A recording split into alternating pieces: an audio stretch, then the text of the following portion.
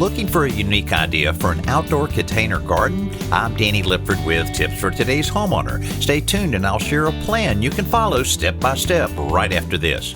Black and green stuff growing on your roof or siding? Pick up Wet and Forget's new rapid application hose end. Now Wet and Forget No Scrub Outdoor Cleaner is even easier with a brand new nozzle that attaches to your garden hose and sprays up to 30 feet. Wet and Forget hose end quickly and easily treats surfaces you normally couldn't reach without climbing up the ladder. Each bottle cleans up to a whopping 2,000 square feet. Visit wetandforget.com to find a retailer near you.